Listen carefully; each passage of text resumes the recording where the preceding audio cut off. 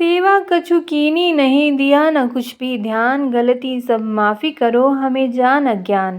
दीप ज्योति हमने करी, लीजो पंथ निहार, जो कुछ भी हमसे बनो, दीनो तुम्हें आहार।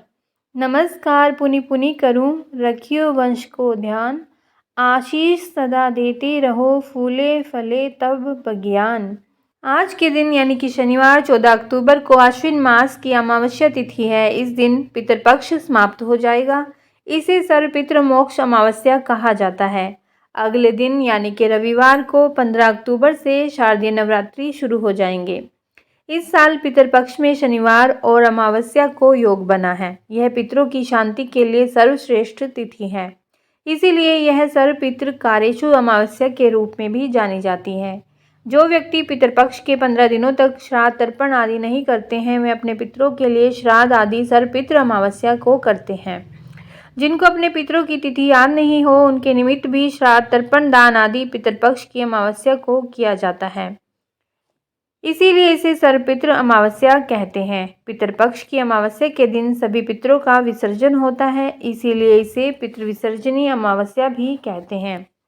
सर्वपितृ अमावस्या के दिन पितरगण अपने पुत्र आदि के घर के द्वार पर पिंडदान और श्राद्ध आदि की आशा में आते हैं। यदि वहां उन्हें अन्न जल नहीं मिलता तो वे श्राप देकर चले जाते हैं। श्राद्ध के द्वारा पितर ऋण उतारना आवश्यक है, क्योंकि जिन माता पिता ने हमारी आयु, आरोग्य और सुख सौभाग्य आदि के लिए अनेक प्रयास किए हैं, उनके ऋण से मुक्त न होने पर हमारा जन्म ग्रहण करना निरर्थक होता है। पितर ऋण उतारने में कोई ज़्यादा खर्चा भी नहीं है। केवल वर्ष में एक बार पितृपक्ष में उनकी मृत्यु तिथि पर या फिर अमावस्या को आसानी से सुलभ जल, तिल, जौ, कुशा और फूल आदि से उनका श्राद्ध और तर्पण करें और गोग्रास देकर अपनी सामर्थ्य के अनुसार ब्राह्मणों को भोजन करा देने मात्र से पितर ऋण उतर जाता है। आइए जानते हैं इस दिन कैसे करें अमावस्या का श्राद्ध। अपने पितरों का श्राद्ध पूर्ण श्रद्धा भाव से करना चाहिए। श्राद्ध में अपनी सामर्थ्य के अनुसार अच्छे से अच्छा पकवान, खीर, पूरी, इमरती, दही, बड़े, केसरिया, दूध आदि पितरों के लिए बनाने चाहिए। ऐसे पकवानों से पितर बहुत तृप्त होते हैं और उनकी आत्मा सुख पाती है। इसी से पुत्र को उनका आशीर्वाद मिलता है और हमारा सौभाग्य और वंश परंपरा बढ़ती है। घर में सुख, शांति और धर्म कर्म में रुचि बढ़ती है। परिवार में संतान हृष्ट पुष्ट होकर आयुष्मान और सौभाग्यशाली होती है। पितरों का पूजन करने वाला मनुष्य दीर्घायु, पुत्र पौत्र आदि यश, स्वर्ग, पुष्टि, बल, लक्ष्मी, पशु, सुख, साधन तथा धन धान्य की प्राप्ति करता है। पितरों को श्राद्ध का अन्न अमृत के रूप में मिलता है। जो पितर जिस योनि में होता है, उसे वहीं पर मंत्रों द्वारा श्राद्ध अन्न पहुँचता है। श्राद्ध कर्म में पंचबलि निकाल कर ही ब्राह्मण भोजन कराएं। पंचबलि के लिए 5 जगह थोड़ा थोड़ा सभी प्रकार का भोजन परोसकर हाथ में जल, रोली, चावल, पुष्प लेकर पंचबलि दान का संकल्प करें। पंचबलि में ये 5 बलि होती हैं। गोबलि, गाय पितरों को भूलोक से भूवलोक तक पहुंचाती है और वैतरणी नदी पार कराती है। दूसरा है काकबलि यानी कि कौवा। कौवा यम पक्षी है, इसीलिए श्राद्ध के अन्न का एक अंश इसे भी दिया जाता है। तीसरा है स्वान बलि। कुत्ता भी यम पशु है, यह दूरदर्शी भी है और रक्षक भी है। चौथा है भिक्षुक। किसी भूखे भिखारी को भी श्राद्ध का अन्न अवश्य दिया जाता है। पांचवा है पीपल, लिका आदि बलि यानी कि चींटी आदि कीट पतंगों के लिए भी श्राद्ध के अन्न की व्यवस्था की गई है, ताकि किसी भी अवस्था में हमारे पितरों को शांति और मोक्ष मिले। पंचबलि निकालकर कौवों के निमित्त निकाला गया अन्न कौवे को, कुत्ते का अन्न कुत्ते को और भिक्षुक का भाग भिखारी को देने के बाद बाकी सब भोजन गाय को खिला दें। फिर ब्राह्मणों के चरणों पर जल के छींटे लगाकर रक्षक मंत्र बोलकर भूमि पर काले तिल फिर ब्राह्मणों के चरणों पर जल के छींटे लगाकर रक्षक मंत्र बोलकर भूमि पर काले तिल बिखेर दें और ब्राह्मणों के रूप में अपने पितरों का ध्यान करना चाहिए। रक्षक मंत्र का अर्थ है यहाँ संपूर्ण हव्य कव्य के भोक्ता यज्ञेश्वर भगवान श्री हरि विराजमान हैं, अतः उनकी उपस्थिति के कारण राक्षस यहाँ से तुरंत भाग जाएं।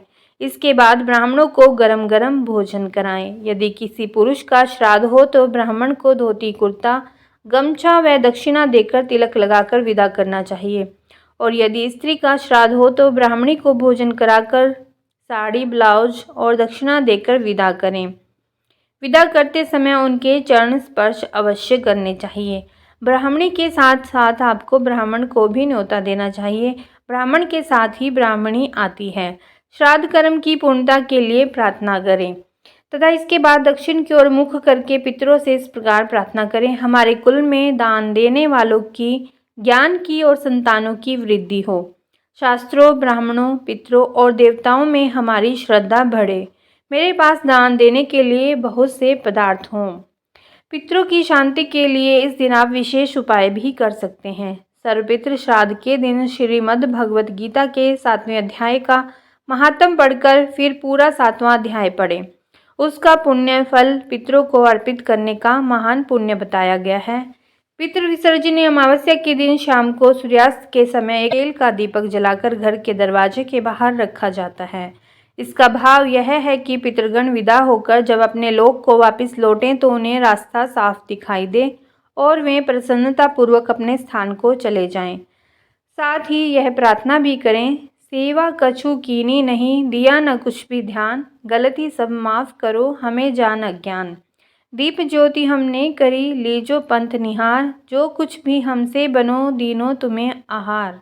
नमस्कार पुनि पुनि करूं, रखियो वंश को ध्यान, आशीष सदा देते रहो, फूले फले तव भज्ञान।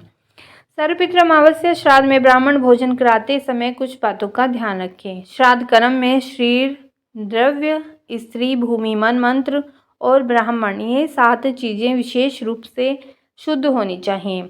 श्राद्ध करने वाले व्यक्ति को रोना नहीं चाहिए, ना ही क्रोध करना चाहिए। आंसू गिराने से श्राद्ध का अन्न भूतों को, क्रोध करने से शत्रुओं को, झूठ बोलने से कुत्तों को और श्राद्ध के अन्न से पैर छुआने से वह भोजन राक्षसों को प्राप्त होता है। श्राद्ध कर्म में उतावलापन और जल्दबाजी नहीं करनी चाहिए। जहाँ श्राद्ध कर्म किया जा रहा हो वहाँ से पक्षियों, कौओं, चींटियों आदि को हटाना नहीं चाहिए, क्योंकि संभव है इनके ही रूप में पितरगण वहाँ खाने की इच्छा से आए हों। श्राद्ध में नमक कभी नहीं देना चाहिए। श्राद्ध में ब्राह्मण की जगह मित्र को भोजन कराकर दक्षिणा नहीं देनी चाहिए।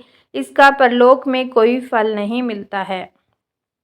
श्राद्ध करने वाला व्यक्ति यदि कोई कामना के लिए नित्य जप करता है तो श्राद्ध के दिन उसे जप नहीं करना चाहिए। श्राद्ध स्थल से सेवक, लंगड़े, काने या ऐसे व्यक्ति को जिसके ज़्यादा या कम अंग हों हटा देना चाहिए। श्राद्ध कर्म में झूठा बचा हुआ भोजन किसी को नहीं देना चाहिए। श्राद्ध में ब्राह्मणों से यह नहीं पूछना चाहिए कि भोजन कैसा बना है। जब तक ब्राह्मण मौन होकर भोजन करते हैं और भोजन के गुण नहीं बतलाते तब तक ही पितर भोजन करते हैं। सर्वपितृ अमावस्या के दिन पितरदोष शांति के साथ ही काल सर्प योग, डैया तथा साढ़सती सहित शनि संबंधी अनेक बाधाओं से मुक्ति पाने का यह दुर्लभ समय होता है। जब शनिवार के दिन अमावस्या का समय हो, जिस कारण इसे शनि अमावस्या भी कहते हैं, यानी कि शनिश्चरी अमावस्या भी कहते हैं। श्री शनिदेव भाग्य विधाता हैं। यदि निश्चल भाव से शनिदेव का नाम लिया जाए तो व्यक्ति के सभी कष्ट दूर हो जाते हैं। श्री शनिदेव तो इस चराचर जगत में कर्म फल दाता हैं, जो व्यक्ति के कर्म के आधार पर उसके भाग्य का फैसला करते हैं। इस दिन शनिदेव का पूजन सफलता प्राप्त करने और दुष्परिणामों से छुटकारा पाने हेतु बहुत ही उत्तम होता है। इस दिन शनिदेव का पूजन सभी मनोकामनाएं को पूरी करता है।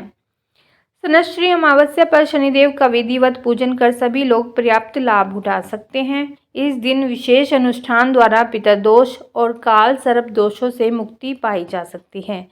इसके अलावा शनि का पूजन और तेल से अभिषेक करके शनि की साढ़साती, ढैया और महादशा जनित संकट और आपदाओं से भी मुक्ति पाई जा सकती है।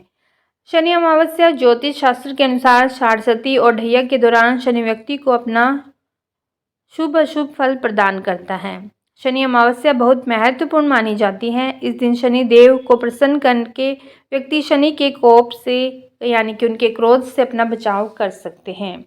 पुराणों के अनुसार शनि अमावस्या के दिन शनि देव को प्रसन्न करना बहुत आसान होता है। इस दिन शनि दोष की शांति बहुत ही सरलता से कर सकते हैं। इस दिन महाराज दशरथ द्वारा लिखा गया शनि स्तोत्र का पाठ करके शनि की कोई भी वस्तु जैसे काला तिल, लोहे की वस्तु, काला चना, कंबल, नीला फूल, दान करने से शनि साल भर कष्टों से बचाए रखते हैं। जो लोग इस दिन यात्रा में जा रहे हैं उनके पास समय की कमी है, वे सफ़र में शनि नवाक्षरी मंत्र अथवा कोणस्थ पिंगलो बभ्रु कृष्णो रौद्रोन्तको यमः सौरि शनिश्चरो मंदः पिप्लादेन संस्तुतया मंत्र का जप करने का प्रयास कर सकते हैं, तो उनको करना चाहिए। शनिदेव की पूर्ण कृपा में प्राप्त कर सकते हैं। पितरदोष से मुक्ति के उपाय। शनि अमावस्या पितरदोष मुक्ति के लिए सबसे उत्तम दिन है। पितर शांति के लिए अमावस्या तिथि का बहुत महत्व होता है। भविष्य पुराण के अनुसार शनिश्री अमावस्या शनिदेव को प्रिय रहती है। शनिश्री अमावस्या के दिन पितरों का श्राद्ध अवश्य करना चाहिए। जिन व्यक्तियों की कुंडली में पितर दोष या जो कोई भी पितर जो दोष की पीड़ा को भोग रहे होते हैं उन्हें इस दिन दान इत्यादि विशेष कर्म करने चाहिए, क्योंकि शनि देव की अनुकंपा से पितरों का उद्धार बड़ी सहजता से हो जाता है। इसलिए इस दिन श्राद्ध करना चाहिए। पवित्र नदी के जल से या नदी में स्नान करके शनि देव का आह्वान और दर्शन करना चाहिए। शनि देव पर नीले पुष्प, बेलपत्र, अक्षत अर्पण करें। शनिदेव को प्रसन्न करने हेतु शनि मंत्र ओम शम शनिश्चराय नमः अथवा ओम प्राम प्रीम प्रोम शम शनिश्चराय नमः मंत्र का जाप करना चाहिए। इस दिन सरसों के तेल, उड़द, काले तिल, कुल्थी, गुड़, शनि यंत्र और शनि संबंधी समस्त पूजन सामग्री को शनिदेव पर अर्पित करना चाहिए और शनिदेव का तेल से अभिषेक करना चाहिए। हनुमान चालीसा या बजरंग बाण का पाठ भी अवश्य करना चाहिए। इस दिन शनि बीज जप मंत्र यानी कि ओम प्राम प्रीम प्रोम सह शनिश्चराय नमः की संख्या 23,000 जाप होनी चाहिए।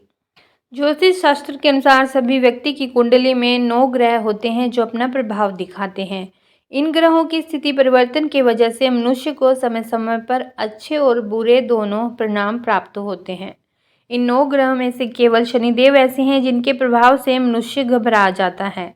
हिंदू धर्म शास्त्रों में शनिदेव का चरित्र भी दंडक अधिकारी के रूप में माना गया है, जो कि कर्म और सत्य को जीवन में अपनाने की ही प्रेरणा देता है।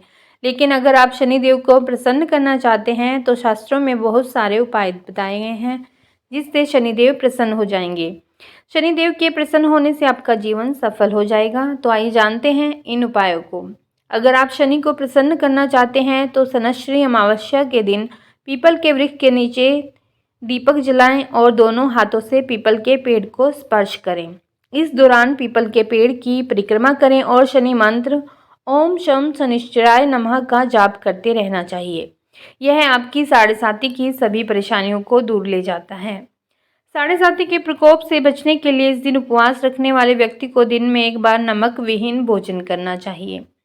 अगर आपकी कोई विशेष मनोकामना है तो शनिश्री अमावस्या के दिन अपने लंबाई का लाल रंग का धागा लेकर इसे आम के पत्ते पर लपेट दें। इस पत्ते और लपेटे हुए धागे को लेकर अपनी मनोकामना को मन में आवाहन करके और इसके बाद इस पत्ते और धागे को बहते हुए जल में प्रवाहित कर दें। इससे आपकी मनोकामना जल्दी पूरी हो जाएगी। अगर ऐसा होता है कि लोग बहुत संघर्ष और मेहनत करते हैं लेकिन उन्हें सफलता हाथ नहीं लगती, या लोग जो सोचते हैं वो हो नहीं पाता, ऐसे में लोग ना चाहते हुए भी अपने भाग्य को कोसने लगते हैं। कहते हैं कि भाग्य बिल्कुल भी साथ नहीं देता और दुर्भाग्य निरंतर पीछा कर रहा है।